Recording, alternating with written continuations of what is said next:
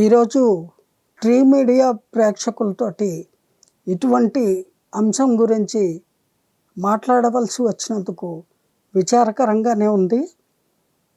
దైవభక్తుడు అలాగే దైవ ప్రచారం చేయడంలో తనకంటూ ఒక ప్రత్యేకతను సంతరించుకున్న వ్యక్తి పాస్టర్ ప్రవీణ్ గారు. అన్ఫార్చునేట్లీ ఆయన యాక్సిడెంటల్ డెత్కి గురయ్యారు అని తెలిసింది. అయితే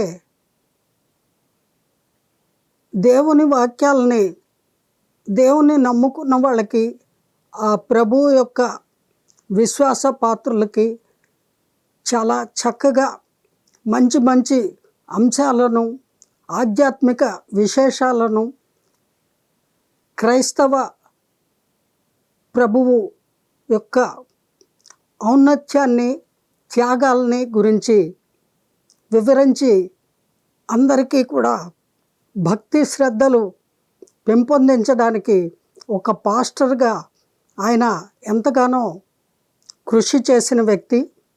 అలాగే వారికి ఆ చుట్టుపక్కల ఆ గోదావరి జిల్లాల్లో చాలా స్నేహశీలి, కరుణా స్వభావం ఉన్నటువంటి వ్యక్తి. అలాగే ఆధ్యాత్మిక భావనలతోటి ప్రభు యొక్క వాక్యాలను అందరికీ చెబుతూ అందరినీ కూడా సన్మార్గంలో నడిపించడానికి ప్రయత్నిస్తున్నటువంటి వ్యక్తిగా పేరు తెచ్చుకున్నాడు. అటువంటి ప్రవీణ్ గారు అనూహ్యంగా సోమవారం రాత్రి అంటే మంగళవారం తెల్లవారుజామున కొవ్వూరు నుంచి రాజమండ్రి వెడుతుంటే దారిలో యాక్సిడెంటల్ డెత్కి గురయ్యారు అని తెలియవస్తోంది. అయితే అది యాక్సిడెంటా లేదా ఎవరైనా ఆయన్ని దాడి చేసి చంపి ఆ రకంగా యాక్సిడెంట్ లాగా సృష్టించారా అని చాలామందిలో ఒక ఆందోళన, అనుమానము కలుగుతోంది. వాళ్ళు ఆ విషయాన్నే తెలియజేస్తున్నారు. అయితే ఆంధ్రప్రదేశ్ ప్రభుత్వం వారు చక్కగా ఈ యాక్సిడెంటల్ డెత్ మిస్టీరియస్ డెత్తా లేకపోతే యాక్సిడెంటల్ డెత్తా అనేది సుస్పష్టంగా మేము ఇన్వెస్టిగేషన్ చేసి అతి త్వరలో వాస్తవాలను వెల్లడి చేస్తాము అని వాగ్దానం చేశారు. అలాగే పోస్ట్మార్టం రిపోర్టు రావాలి. సీసీటీవీ ఫుటేజీలన్నీ కూడా గమనిస్తే అందులో ఏ రకమైనటువంటి ఆధారాలు ఇంతవరకు హత్య జరిగినట్టుగా కనపడలేదు అని అంటున్నారు. ఇది వాస్తవానికి యాక్సిడెంటల్ డెత్ అని ప్రకటించారు. మరి వాస్తవం ఎంత ఉంది అనేది మరికొంత సమయము వేచి చూడాలి.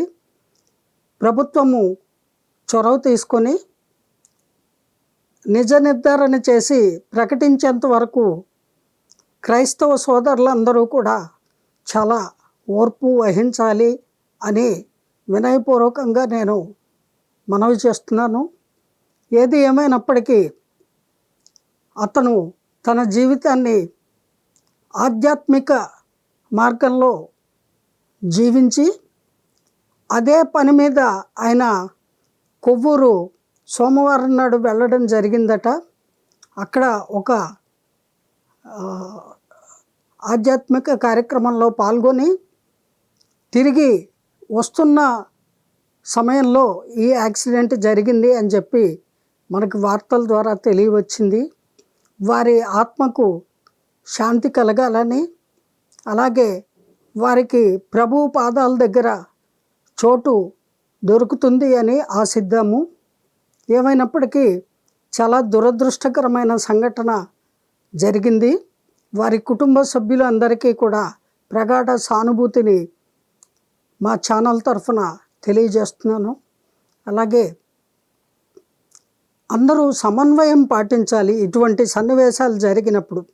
ఎందుకంటే యాక్సిడెంట్ అనేది అనుకోకుండా జరుగుతాయి, అవి తెలిసి జరగవు. కాబట్టి యాక్సిడెంటల్గా జరిగినటువంటి ఇన్సిడెంట్కి మనము ప్రభు యొక్క అనుజ్ఞ ఆ రకంగా జరిగింది, ఆయనకి ప్రభు దగ్గరికి చేరుకోవడానికి ఆ విధమైనటువంటి ఏర్పాటు ప్రభువు వల్లే ఏర్పాటు చేయబడింది అని అనుకోవాలే కానీ ఎవరో పగబట్టి కక్షబూని ఆయన్ని అంతమొందించారు అని అనుమానించడము భావ్యం కాదు.